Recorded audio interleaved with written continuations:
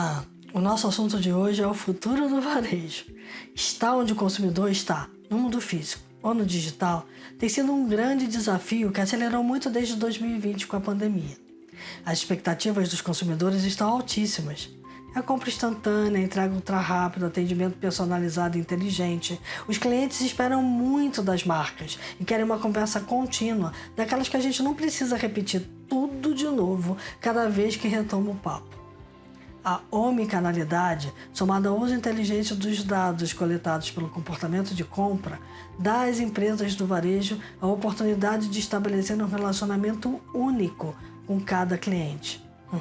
Estamos falando da era da hiperpersonalização, apoiada por tecnologias como nuvem, inteligência artificial, machine learning, muito analytics e muita segurança, tudo rodando em redes de altíssima velocidade. Quer saber como surpreender o cliente com experiências extraordinárias? É o que contamos nesse episódio. Vem com a gente!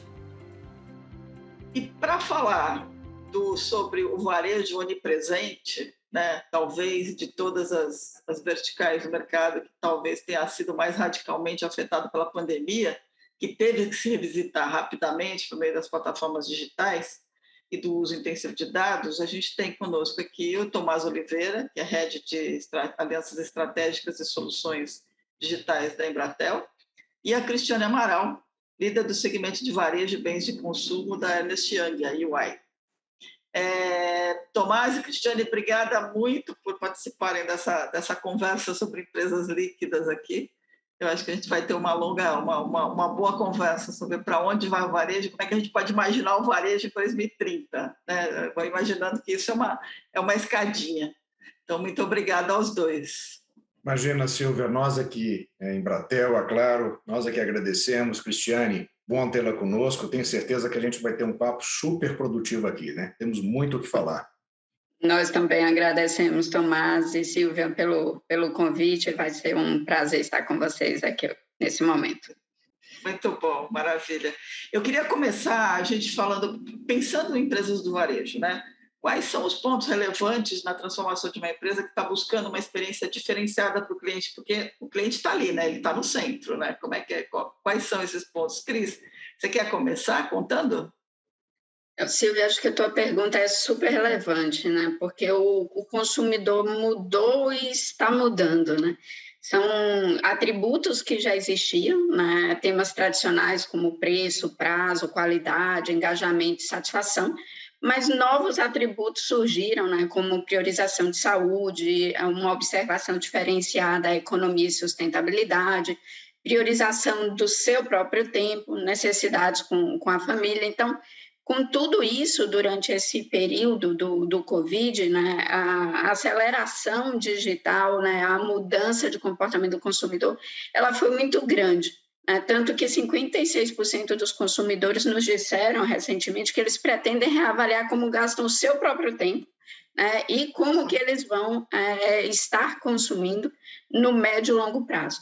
E, com isso, o papel do varejo ele vem se transformando muito rapidamente. Né? Plataformas, serviços e experiências passaram a criar novos tipos de varejistas, né? E algumas organizações com pouca ou nenhuma infraestrutura de varejo legada estão aproveitando do poder da tecnologia e dos dados para atender a novos consumidores de novas maneiras, né? Então, essa convergência, ela está obscurecendo, né, a fronteira entre o varejo e outros setores, à medida que as marcas aproveitam as oportunidades aí direct to consumer para fazer, né, e construir novos modelos, né? 38% dos consumidores nos disseram que eles pretendem mudar a forma de consumo nesses próximos anos. Né? Não tem mais um único modelo, one size fits all, e é preciso de verdade que cada varejista passe a entender, né, o seu propósito, os seus valores, o que ele quer trazer,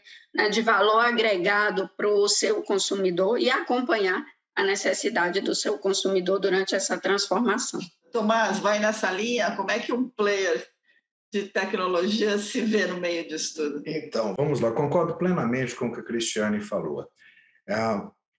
Cliente no centro. Independentemente do tamanho da empresa, né, e o nível de maturidade dela, nós entendemos que ter o cliente no centro e fazer com que todas as áreas da empresa trabalhem conjuntamente para melhorar essa experiência é algo fundamental para o futuro de qualquer varejista. Agora, tem uma fórmula que eu acho que aplica-se a todos, e essa fórmula é muito difícil, fácil de ser discutida, falada, muito difícil de ser implementada, que é transformar é preciso. Eu acho que tem 4 elementos aqui que são importantes. Primeiro é o propósito. Toda empresa, todo varejo, ele quer ser rápido, ser ágil, quer ter o seu produto ou serviço considerado, quer ter o seu cliente, cada vez mais o NPS, né? Net Promoter Score, a satisfação do seu cliente, consideração aumentada. Para isso, transformar é preciso. Então, o importante é o propósito, né? O propósito é entender aonde eu estou, né? Quais são os meus principais gaps e ter um plano estratégico, sempre tendo o cliente no centro. Ponto número 1.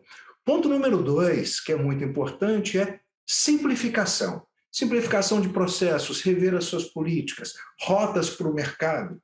Esse novo consumidor é muito exigente. Será que eu tenho os skills, as pessoas, os recursos em casa? O que eu preciso fazer para ser mais simples na minha forma de executar? Eficiência operacional e melhor experiência do cliente. Terceiro ponto fundamental é o uso da tecnologia. A tecnologia evoluiu muito. Cloud trouxe hoje o mesmo poder computacional que somente grandes varejistas e grandes empresas tinham no passado, nas mãos, né, de um pequeno varejo, nas mãos de um profissional liberal.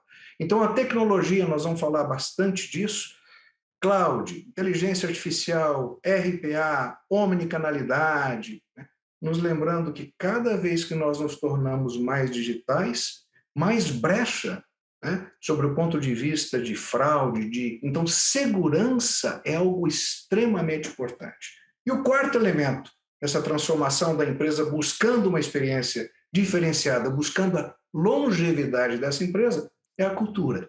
Muitos de nós, profissionais do varejo, temos que aprender a reaprender, né?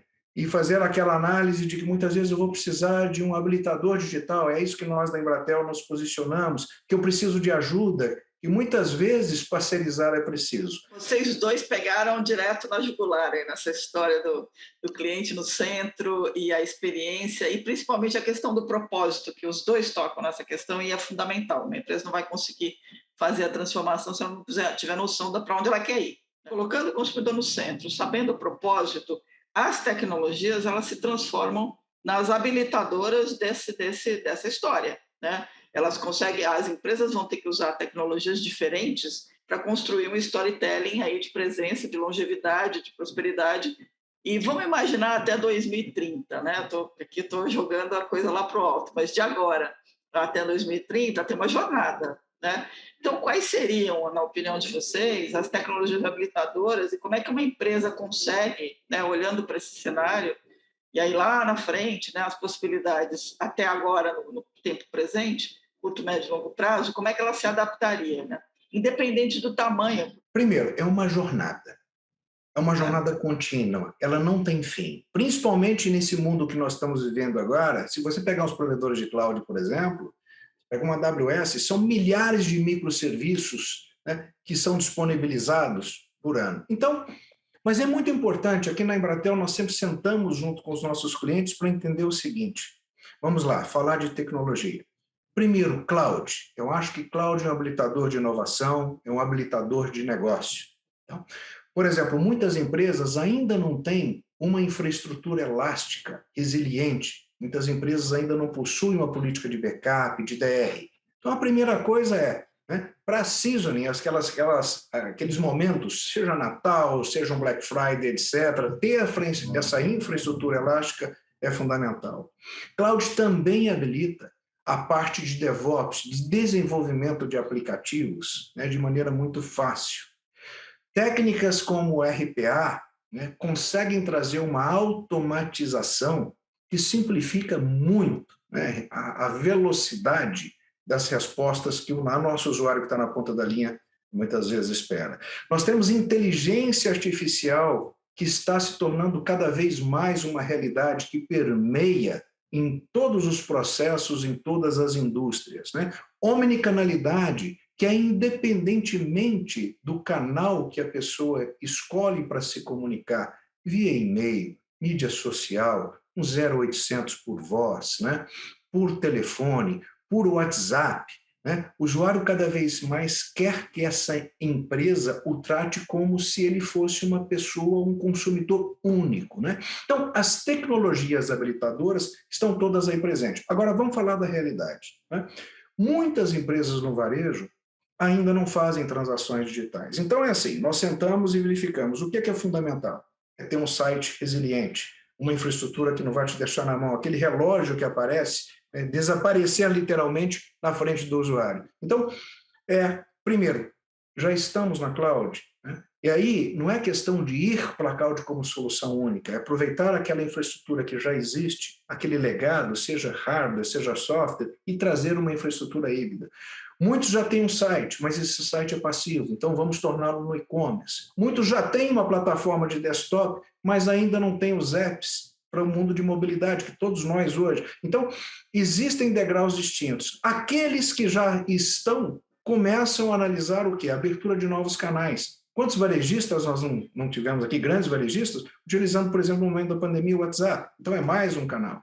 Aqueles que já estão em multicanal começam a buscar plataformas de omnicanalidade, né? De maneira diferenciada de tratar o usuário. Aqueles que têm omnicanalidade, nós podemos potencializar com inteligência artificial, machine learning, RPA. Mas acho que você sumarizou aí uma sequência, né, de potenciais alavancas, né, que algumas empresas, né, no Brasil já adotaram, outras ainda não, né? E também uma sequência de tendências, né? Todas essas mudanças, todas essas tendências, né? Quanto mais nós olhamos o que o consumidor está nos dizendo, você falou aí do client-centric, mais importante é entender o propósito e o racional, né, de cada uma das empresas para descobrir que modelo adotar, o que fazer, como fazer, né? 75% nos disseram que o comportamento das empresas e os seus valores é tão importante quanto os seus produtos e os seus serviços, né? 28% deles pagariam um prêmio por produtos e serviços mais sustentáveis. 38% da geração Z quer mudar o que eles compram atualmente, não só a forma. Os millennials, eles querem 45% que é mais experiência. Nos Estados Unidos, 39% disse que só está comprando o que realmente eles consideram essencial. E toda essa aceleração de avanço tecnológico, né? O valor estimado de gastos dos retailers só com realidade virtual e aumentada é de 1,6 bi. Né? 1 bi de gastos em impressoras 3D até 2022. E a gente tem já hoje o maior varejista global online teve 35% das suas compras que já foram direcionadas por algoritmo, né? Então, quando você passa a ver isso, com 21,6 milhões de consumidores online fazendo compras por canal de voz nos Estados Unidos só em 2020, e começa a ver que 1,7 trilhões do retail ainda estava concentrado nos top 100 marketplaces online, que dá quase que 50%, né, das vendas online, a gente passa a ver a relevância do entendimento dessas mudanças que o Tomás falou. Se você vai trabalhar numa plataforma com vários parceiros, o que importa para aquele consumidor, ele está confiando em você, na sua marca. Então, se uma transação der errado, se uma experiência falhar, é a confiança na sua marca, né, como provedor do serviço ou da solução, que vai estar afetada. Se tiver um vazamento de informação, também é a confiança, né, em você como fornecedor.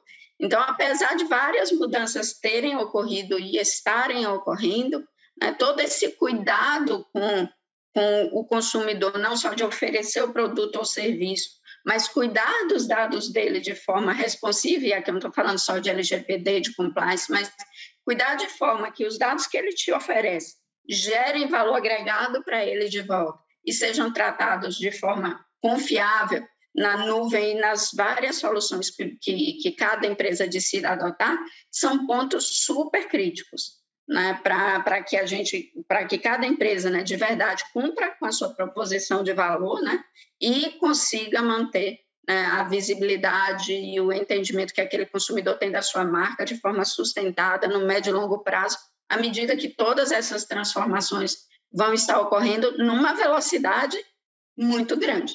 A questão é que cada vez mais, pegando essa brincadeira das empresas líquidas, né, precisa ser água. Né? No cenário onde o seu consumidor está em qualquer lugar, você precisa ser água. E acho que a melhor sinônimo para água no que a gente está falando agora é essa tal dessa omnicanalidade, né?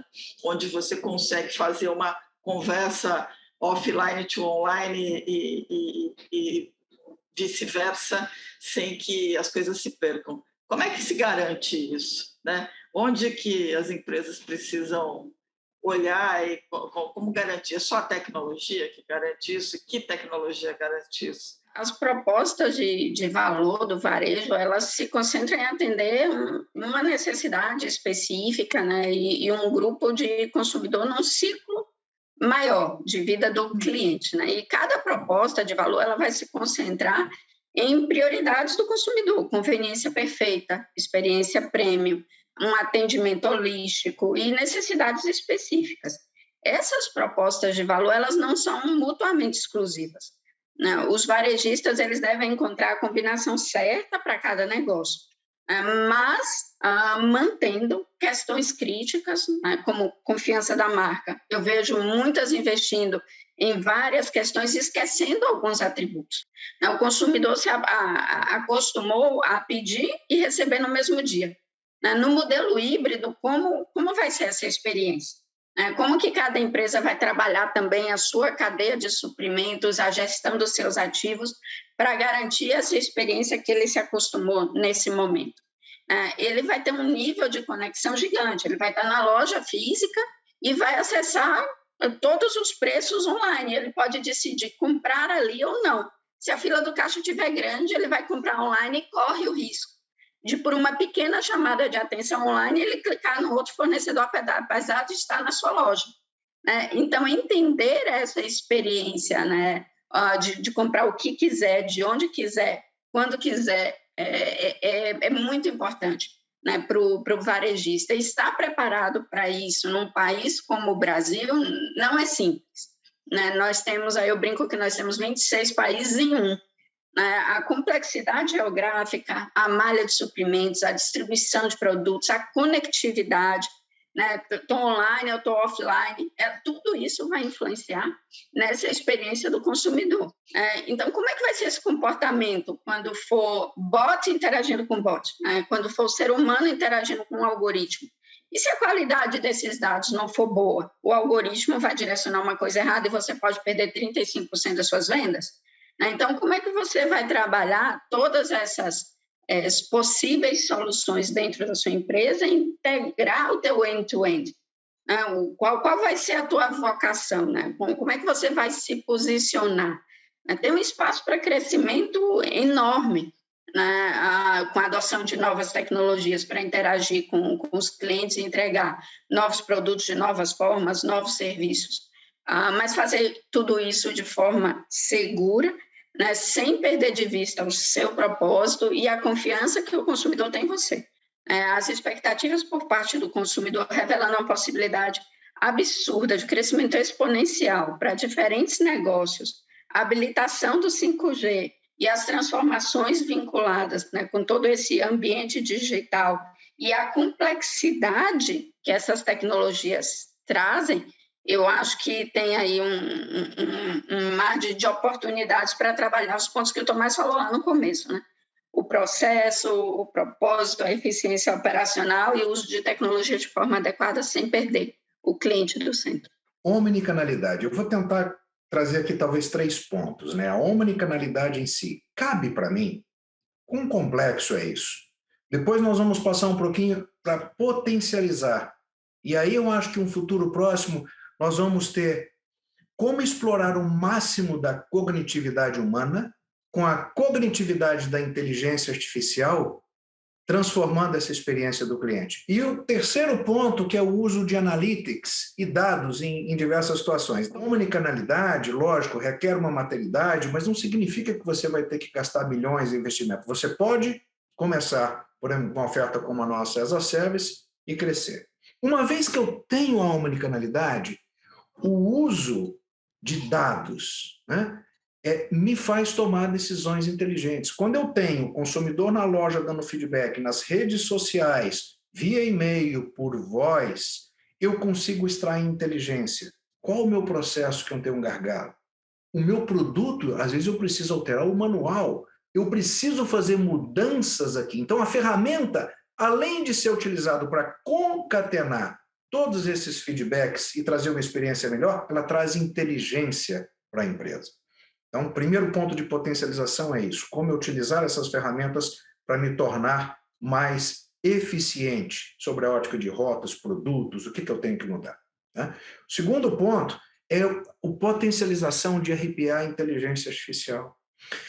Com linguagem natural, eu posso ter um bot, mas é aquele bot realmente onde a empresa investiu em curadoria. Aquele bot, inteligência artificial, que cada vez mais vai aprendendo, vai tendo respostas mais precisas, até que ela chega próximo de um ser humano, onde o nível de assertividade é 80%. Então, você pode ter, por exemplo, um bot com voz que consegue resolver, talvez aí 40, tem empresas que resolvem 40%, 50% da indagação do problema do usuário de uma maneira muito transparente, utilizando voz. Tem tecnologias, por exemplo, como análise de tom, análise de sentimentos, speech to text, análise de texto, que a partir do momento que eu liguei e tem um bot me atendendo, se eu disser eu quero falar com o operador, com o ser humano, imediatamente essa transferência de chamada é executada. É possível hoje com inteligência artificial, a partir do momento que a Silvia liga e ela começa a alterar o tom de voz, fala uma palavra mais áspera, automaticamente ela já transfere para um especialista. Então, isso é potencializar o quê? O uso do ser humano, nossa cognitividade, insubstituível, junto com a inteligência artificial. Né? Agora, o que vem mais? 5G, computação de borda e IoT. Com 5G, a experiência do usuário, que já é extremamente exigente hoje, vai ser ainda maior. A gente começa a ter coisas conectadas. Vou dar um exemplo aqui. Um refrigerador vai sair de fábrica conectado com sensores. E olha só, a gente começa a ter, então, bots, eu vou ser um pouco mais didático daqui a pouquinho, não só o ser humano tentando falar com o meu saque, com o meu atendimento. Eu posso ter máquinas, coisas conectadas, sendo um agente. Né? Então, vou dar um exemplo. Eu comprei um refrigerador conectado, os sensores indicam que variação de temperatura, algo não está bom, e ele está num período de garantia. Então, por estar conectado, ele já dispara para o saque, né, que aquele refrigerador, daquele determinado usuário, ele está apresentando um problema. E aí sai, então, uma mensagem, um SMS para o Tomás ou para a Silvia. Ela olha e fala assim, isso aqui é phishing, não é verdade. E ela liga para o saque, aí entra uma canalidade. O usuário já vai saber, não, senhora Silvia, senhor Tomás, é realmente verdade, nós estamos já agendando uma chamada, né, onde esse refrigerador vai ser consertado. Ou seja, você está sendo surpreendido positivamente, você nem sabe que aquele problema vai acontecer ou pode acontecer, e ele já está sendo solucionado.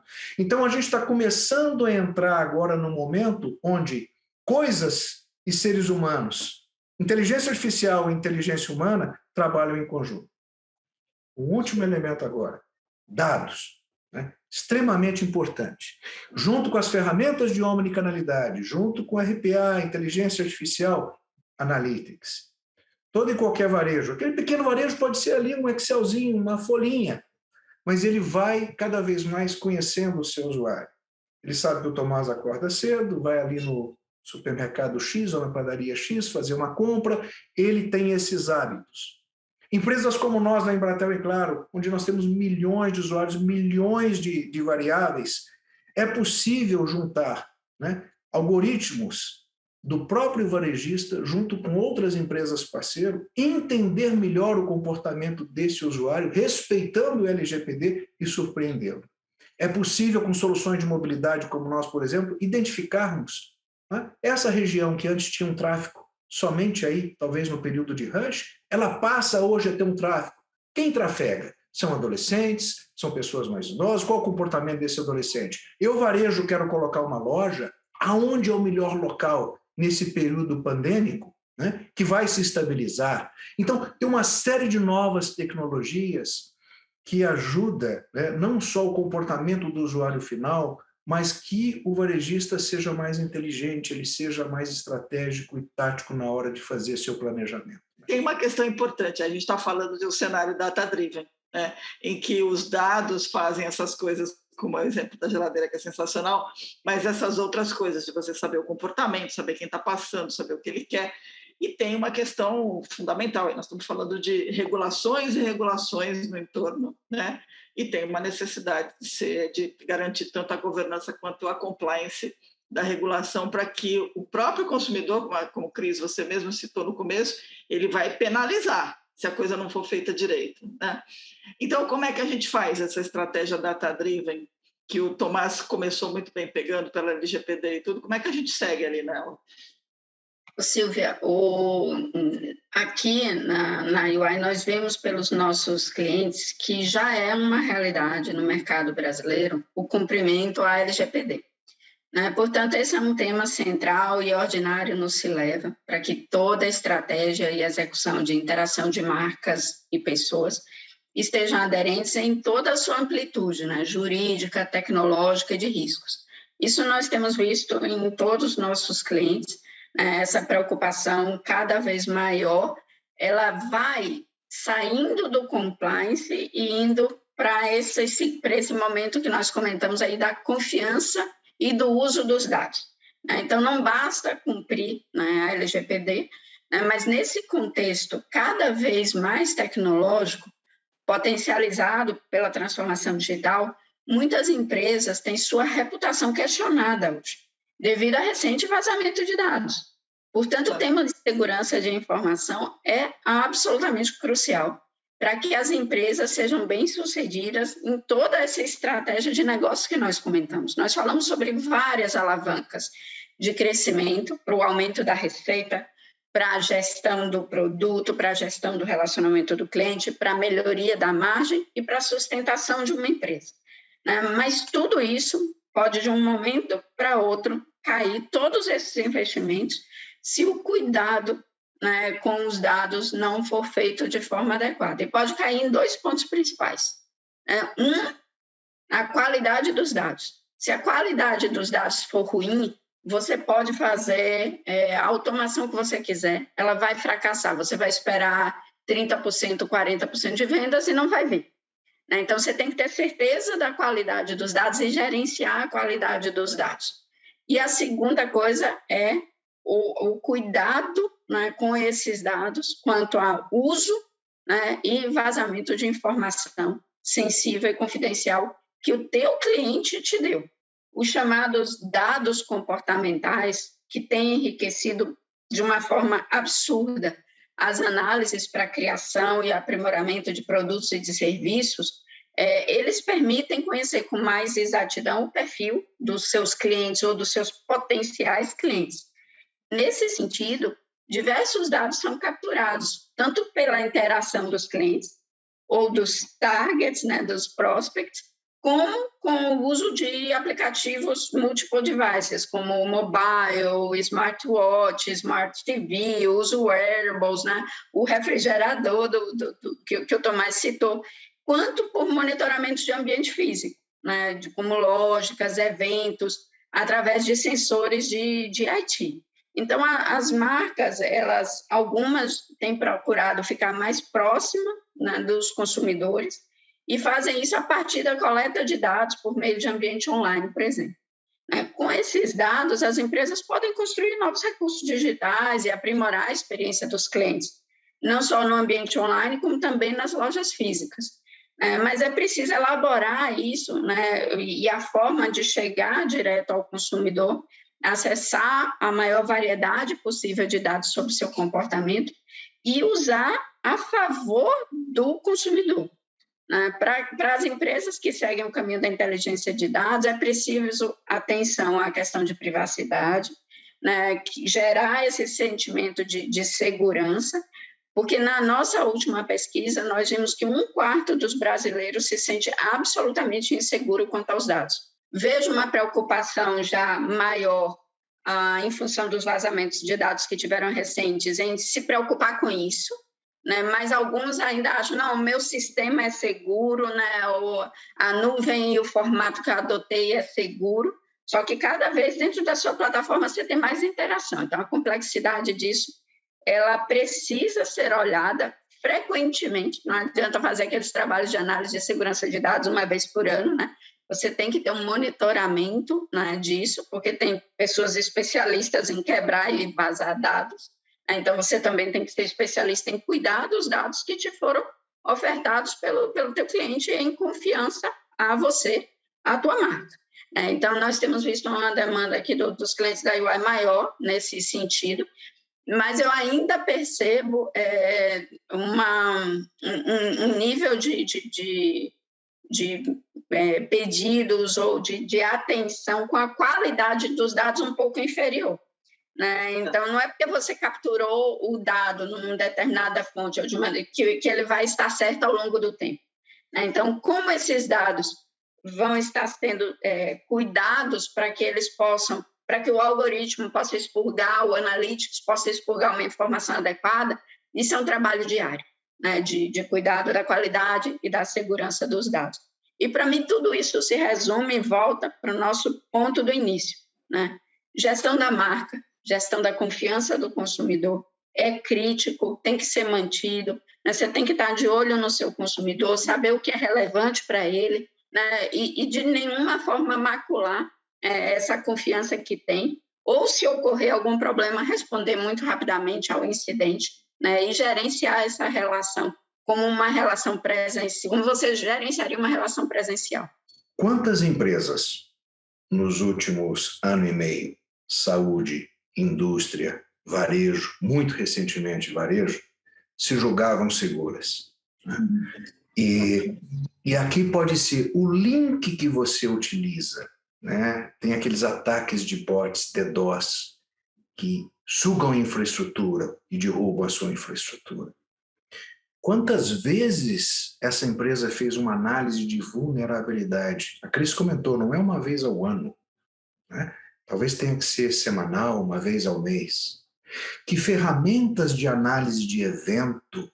Quantos milhões de logs por dia, usuários internos, nós consumidores, ao entrarmos no site?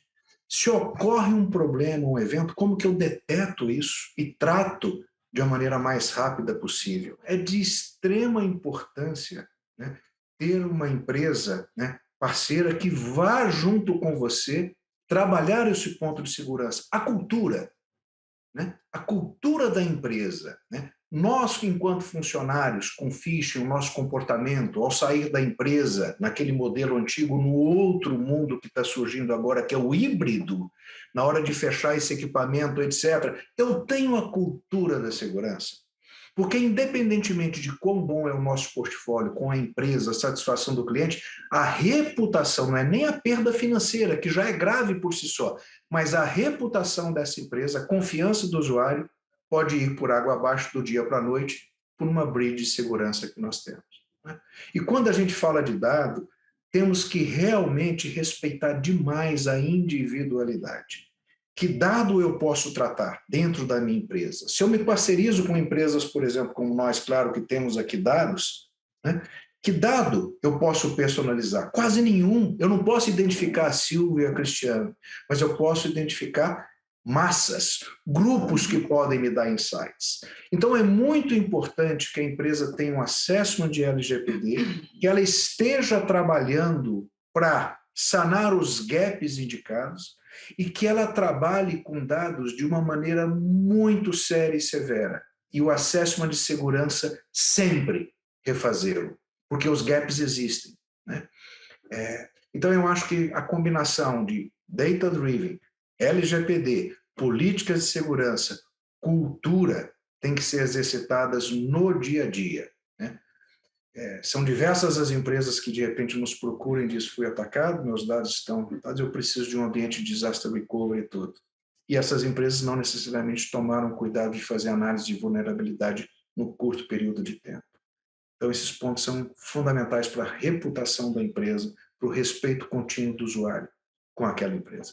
E aí a gente chega ao fim de uma conversa que podia durar horas aqui. Eu queria agradecer aos dois, porque só algumas coisas que vocês tocaram aí, você começar a explorar, da geladeira fofoqueira ao uso de impressora 3D aí num cenário totalmente diferenciado, né, que a gente está vendo aí pela frente, a gente podia passar super horas. Gente, muito obrigada. Eu acho que, assim, conversa super rica. Eu queria super agradecer a ambos aí pela conversa. Cristiane, super obrigado por estar conosco. Silvia, você que está nos escutando, nos colocamos aqui à disposição para discutirmos essa jornada. Como nós falamos, é uma jornada contínua, tá? Um abraço a todos, fiquem bem.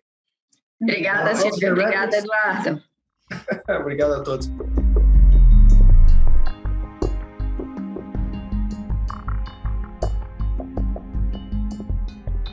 A gente aqui dentro entende que não se trata de uma transformação digital, e sim de uma transformação contínua que a empresa tem que ter. Então, entendendo o que é isso para o Boticário, né? Que é para o Grupo Boticário, que é uma composição de várias marcas e vários canais. Então, explicando um pouco o nosso contexto, que acho que ajuda a entender para onde a gente está indo, o Grupo Boticário hoje ele é formado por mais de 10 marcas diferentes.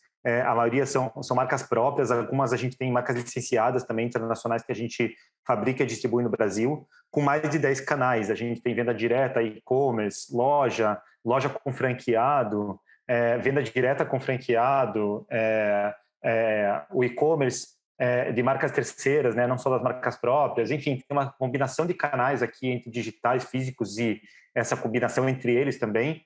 Se você multiplicar, né, 10 canais por 10 marcas, é mais do que isso, mas a gente tem mais de 100 combinações de possibilidades de clientes se relacionarem conosco só no momento de compra, sem falar no momento de pesquisa, no momento de pós-venda, no momento de simplesmente experimentação de produto, quando às vezes não é uma compra. Do ponto de vista do cliente, ele não compra uma marca só de maquiagem ou em um só canal, ela não vai comprar só um perfume, de só uma marca.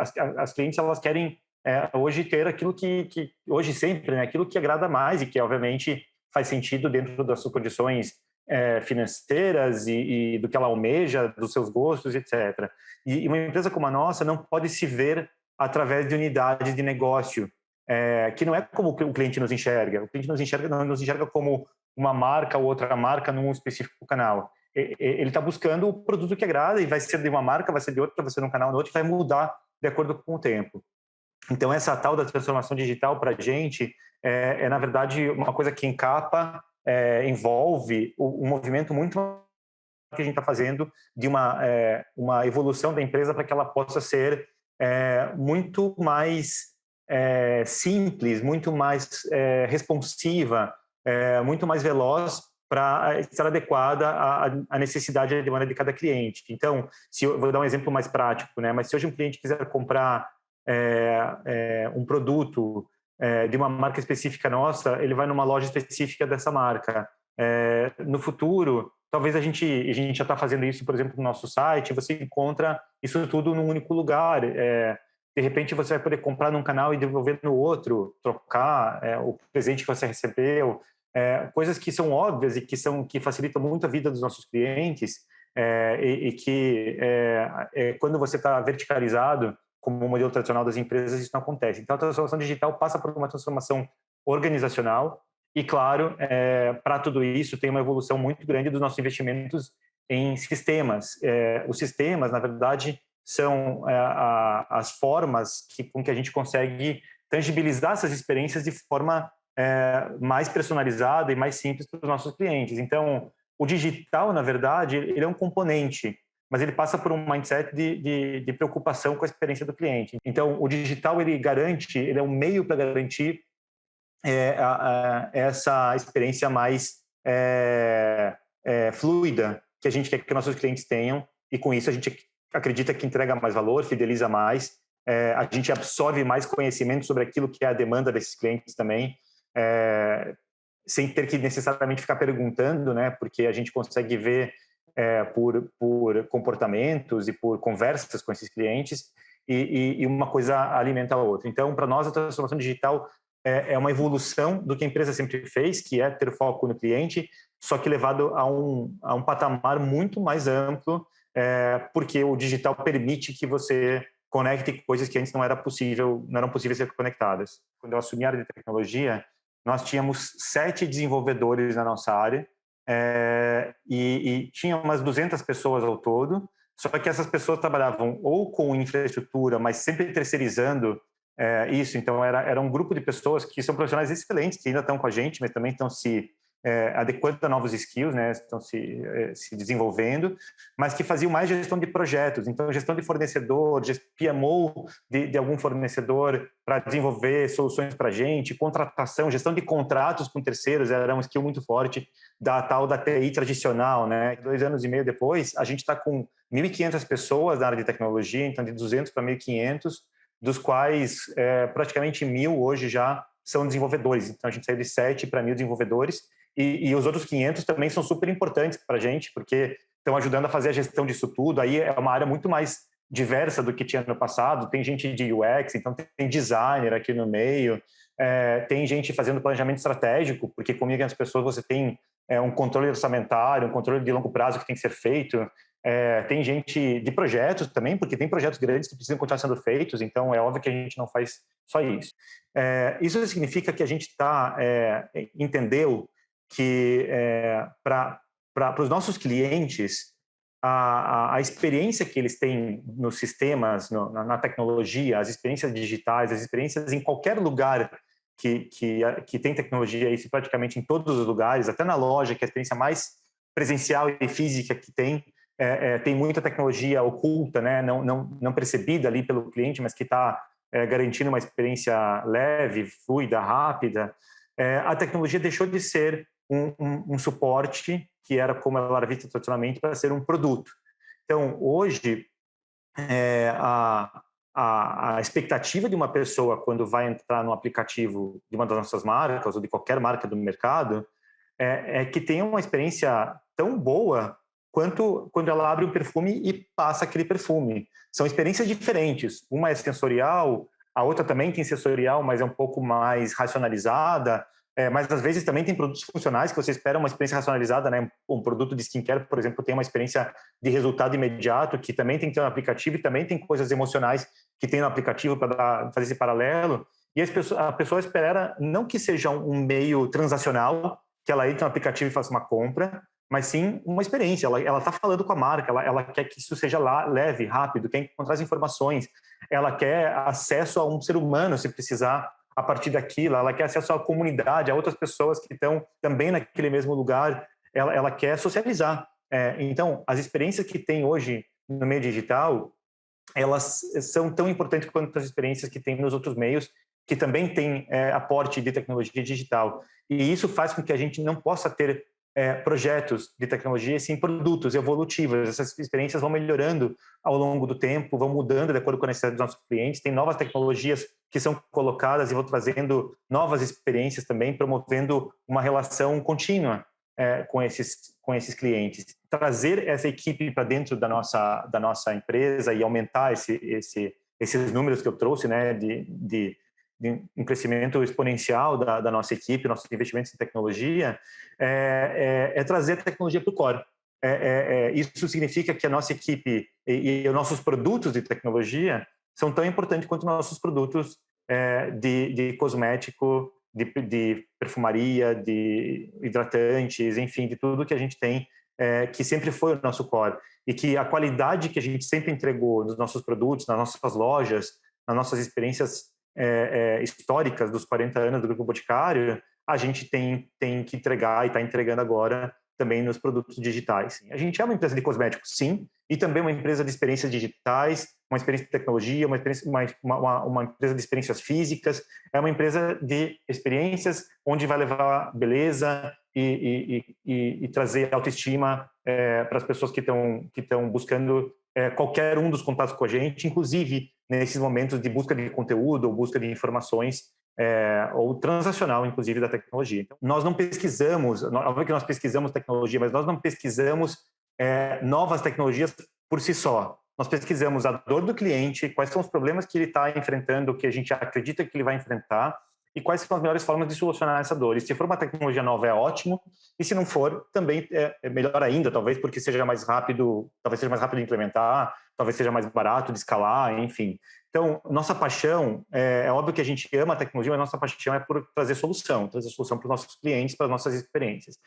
E isso significa que a gente vai buscar, desde tecnologias básicas até tecnologias novas, a gente não vai só fazer essa toada de toda vez tem que inovar. Na verdade, a gente acredita, inclusive, como da nossa origem, é uma empresa que mexe muito com o interior, com os sentimentos, a autoestima das pessoas. A gente acredita que boa parte da tecnologia tem que ser invisível, inclusive, e ela não precisa estar ali. Acho que a gente até vai cansar em breve de ter tanta informação chegando, de ter tanta tela, de ter tanta... Então, a tecnologia precisa estar, mas ela pode estar totalmente invisível em algumas das experiências, só facilitando a vida das pessoas sem necessariamente ter que colocar um óculos para provar alguma coisa e fazer um cenário virtual. Já basta o que a gente está vivendo no dia a dia aqui, que provavelmente veio para ficar. Então, talvez as outras experiências sejam até mais positivas. Então, a gente tem 4.000 lojas das nossas marcas. A experimentação em loja é uma coisa muito relevante e ficou bastante complicada e obviamente foi cancelada por um bom tempo durante a pandemia. E recentemente, a tecnologia que eu estava comentando foi que a área de P&D, de produtos tangíveis, não sei se essa é a palavra certa, né, de produtos cosméticos, junto com outras áreas internas também, desenvolveu um sistema que é com alguns fornecedores nossos, alguns parceiros, onde quando a cliente entra na nossa loja, isso está em teste na loja da Berenice, a cliente entra na nossa loja, a gente coloca os produtos que ela quer testar dentro de uma câmara, ela tem uma luz anti-esterilizante, ela tira 100% dos vírus e bactérias que eventualmente estejam naquelas embalagens, ela desinfeta, no final das contas, não sei se esse é o termo técnico correto, aquelas embalagens e depois pode ser testada na pessoa sem risco nenhum. Então, a gente conseguiu resgatar alguma coisa que parecia impossível de ser resgatada há pouco tempo atrás. A gente pensava que o mundo ia mudar para sempre nesse sentido.